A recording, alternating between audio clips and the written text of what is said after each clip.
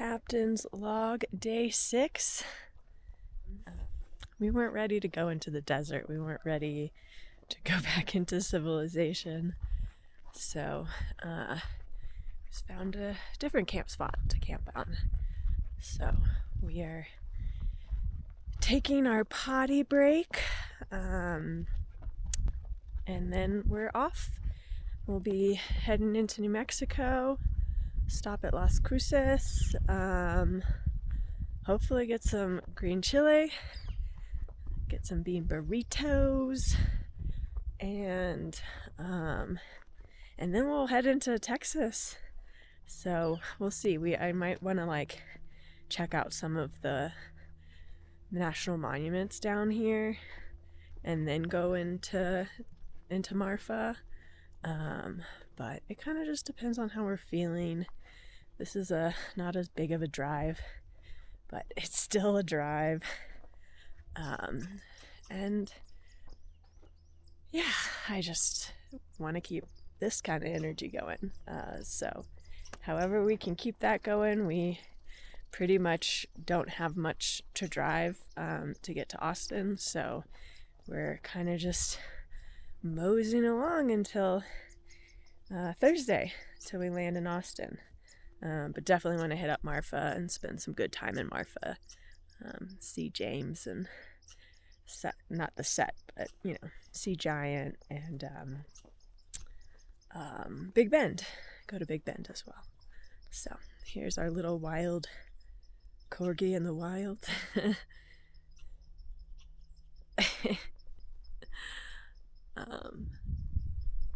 Yeah. One thing I wanted to talk about while we were on this walk.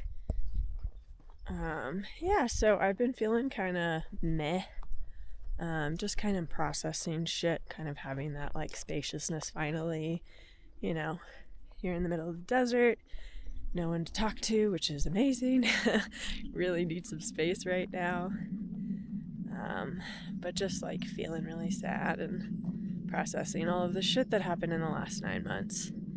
When I was talking to she was like, "What have you been up to?" And I was like, processing what happened. Literally, it was I saw her, and then we went to fucking Phoenix. We went to Flagstaff and we got snowed in, so that was interesting. But Harbinger, Harbinger.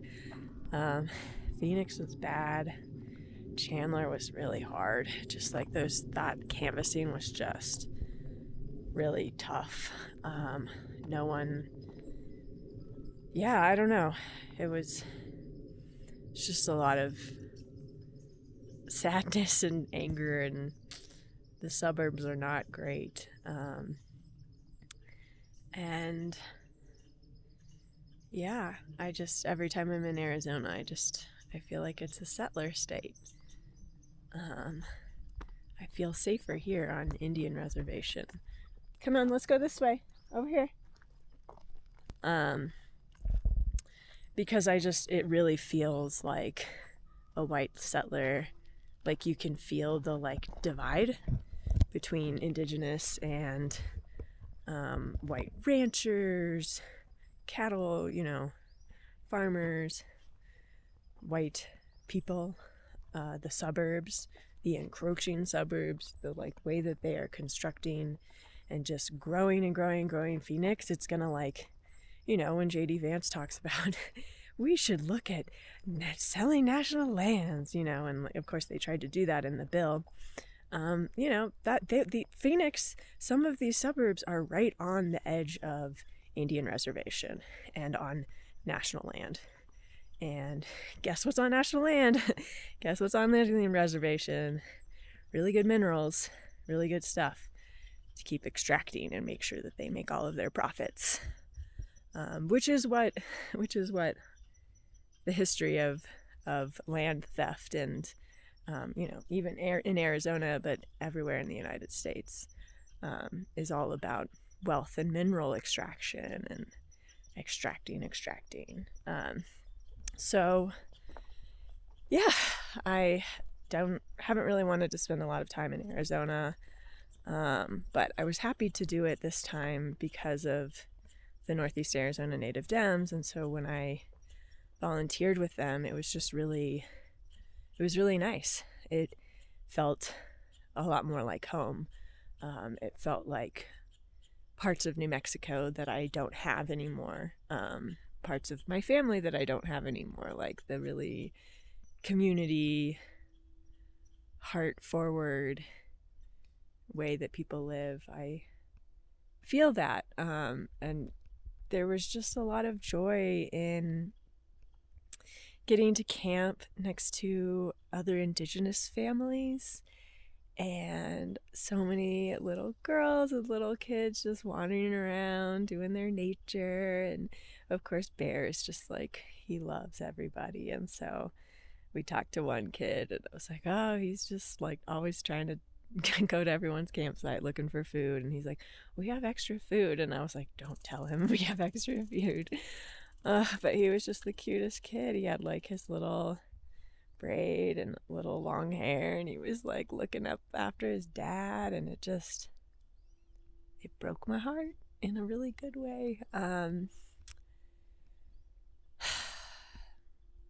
So I'm very happy to like have that kind of healing within Arizona, but also recognizing, of course, that like these are just borders. These are just borders. They literally, if you look at the lines, like New Mexico and Arizona especially, they're like, I don't know, like let's just draw a line right there, like they don't fucking know. So and when you look at the map, like Apache territory goes into New Mexico, and in the north you have Dene, and Dene goes, a lot into New Mexico. And a lot of in northern Arizona, northeastern Arizona. And so these lines are just made up. And we live in this world as if this is the world and that's how it's supposed to be. But it's like, no, we made this up. Like a bunch of men made this up like a few 100 years ago, 50 years ago, like Churchill, all those bros were living through that aftermath of let's just divide up the world. Let's just smack dab Israel right there. Let's just put a bunch of people there. Let's see what happens. So yeah, these are stories. These are stories that we have to tell, and we have to open up to really show that like some of these are just ridiculous stories that we shouldn't be telling anymore. And some of these are stories that we stopped telling. And we stopped telling them because of violence, because of white supremacist violence, because colonizers came in to Turtle Island. They were deeply impoverished. They were deeply traumatized from being out in Europe. They came in to try to find a better life. And there were people here. And instead of learning how to live with other people, they decided to genocide us. And I just learned from Rebecca Nagel's book, which I did know this, but like it kind of clicked more into place. But like the word genocide was invented when white people started getting mass murdered, when a group of white people started to be murdered. And that's primarily like the Jewish people during World War II. We also talk about, I believe, Bosnian genocide. There's a lot there as well in Europe. But we have to start talking about genocide in the long history of this world. Just because the word wasn't invented doesn't mean that they didn't intentionally mass murder the people that were on this land because they wanted the land, because they wanted to grow their wealth, because they wanted to be selfish and individualistic, and they wanted to take and take and take so that they could be better off. But you know what? They're not better off. They're not. Because they're really hurting. And that's what I've just been really reflecting on this week, is the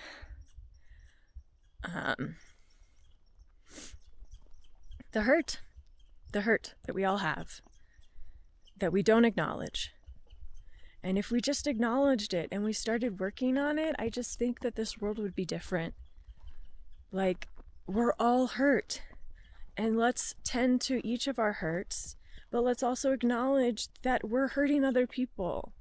Like Jewish Americans right now, Zionists, people who are still not calling the genocide in Gaza a genocide. They're not calling out the Israeli government and the long history of how they have subjugated the Palestinian people, again, simply because they were placed there after a traumatizing incident and they wanted to gain supremacy so that they could feel safe.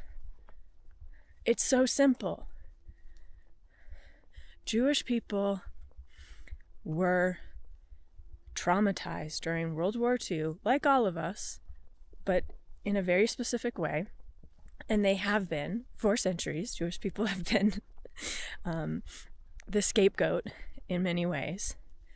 And that lives in them. That lives in their generations.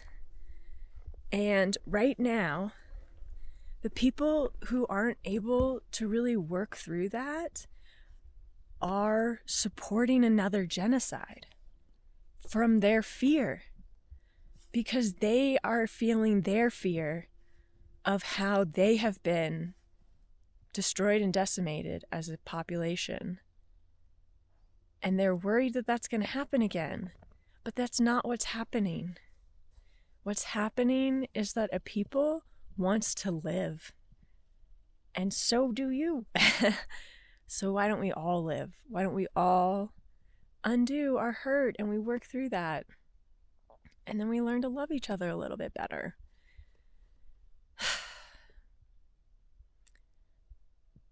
Another thing that I reflect on too is when I was talking to, she said that there was violence at the polls, which we had known, we had talked about violence, but this was like on election day. Someone drove down from a settler town with a gun to prevent Indigenous people from voting in Arizona. And that's just one incident. This happened everywhere.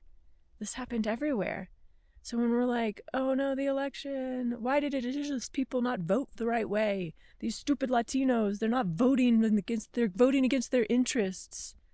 Really? You're really gonna say that when it's so dangerous to go and vote? This country has never made it safe for Indigenous people, for Black people, for Latinos to vote in this country. It's not safe. We don't give people any education to vote. We don't give them any support. We don't give them a holiday so that they can vote without losing out on the money that they need to put groceries on the table. That's the thing that they're supposed to be voting for, right, Donald Trump?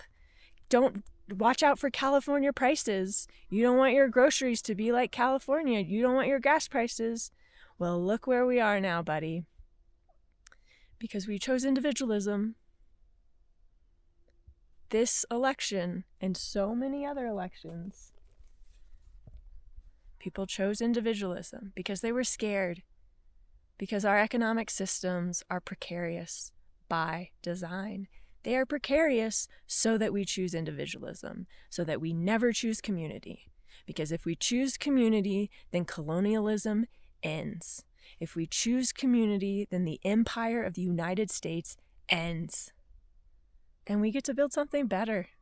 And that sounds fucking cool. That sounds so awesome. I literally cannot wait for that.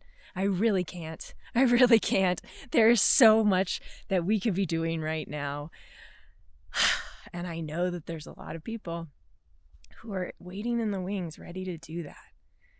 But they're being prevented because of Elon Musk, Donald Trump, Nancy Pelosi, Chuck Schumer, all of these fucking people who will not get out of the way because they're scared. They're scared. We're all scared. We're all animals that are scared. and we haven't worked through our hurt. We haven't worked through that so that we can build community. So I'm going to go find my dog. And the last thing I wanted to share before I do that is another movie recommendation and book recommendation is The Hitchhiker's Guide to the Galaxy by Douglas Adams. If you've never read it, you should. It is amazing. It's one of the seminal sci-fi movies and books. Oh, my dog's right there. He's just sitting in the grass. Of course he is. It's so funny because it's just so unnatural to have like a corgi and he's just like, yes, the rolling hills and the corgi. The majestic corgi. Okay, so Hitchhiker's Guide to the Galaxy. The number one recommendation for when you are traveling in space is to bring your towel. Always have your towel.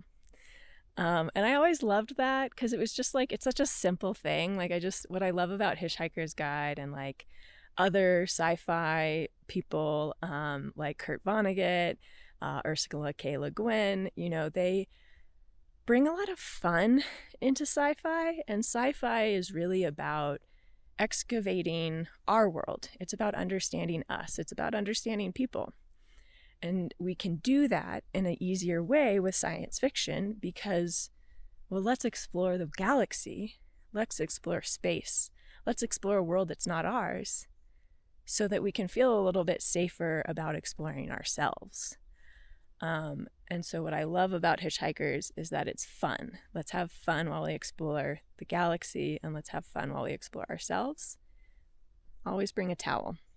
So this is our towel. I use it for everything: cooking, washing pans, washing myself, like getting the grease out of, whatever I'm going to need on the road. This is the thing that I use. I obviously have other things as well, but this is always in an easy spot for me to just grab and go, depending on if we're out in the woods or if we're in civilization. We're always ready.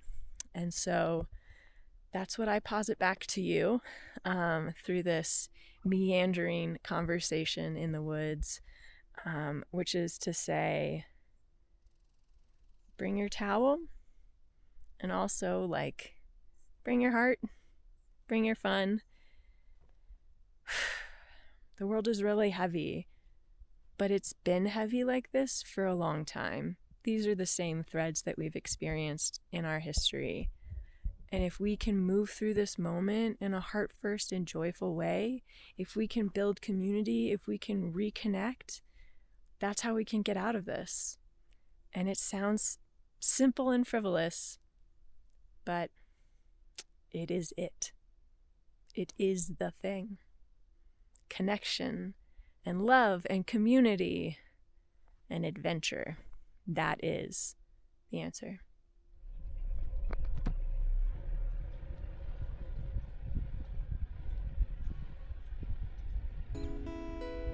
The Roots of Change podcast is a global top 10 podcast supporting activists, organizers, communicators, and heart-first humans.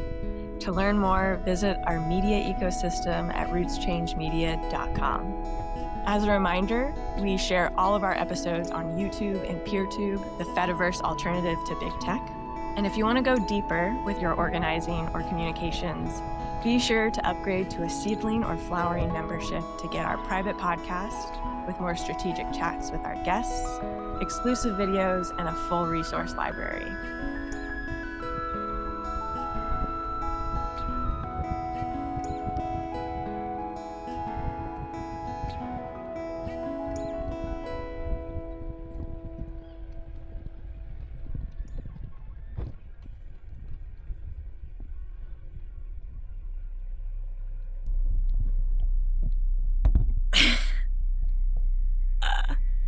Holy fucking shit.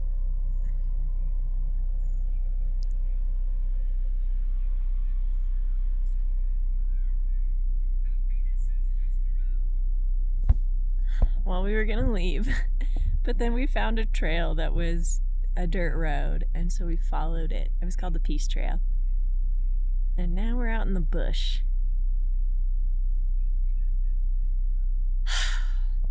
And what's so fun is this just reminds me of being in Kenya and in South Africa, which is like, it's the same when you're in the bush, when you're in the wilderness, like, it's the same. The principles are the same in terms of how you stay safe, in terms of what to look out for. There's a whole bunch of deers in the forest that we just drove through, and like when you're in the bush and you're looking for wildlife, what you mainly look for is movement.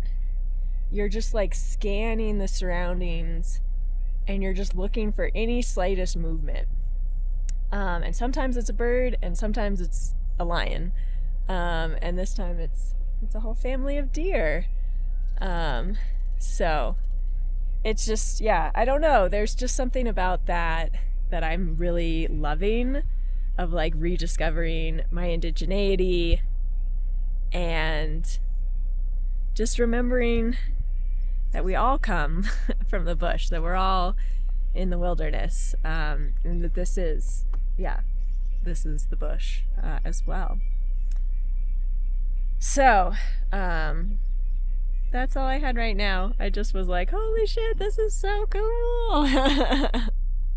Oh, and then you could see the way that they carved the ski slopes. You could see the ski, what am I trying to say? Ski runs. Wow. Ugh. You can see the ski runs down this mountain, and then you could see that the rest of the mountains do not have that, but you could have, like, they cut through the woods, so you just see the grass. And that is how you know it is a ski resort.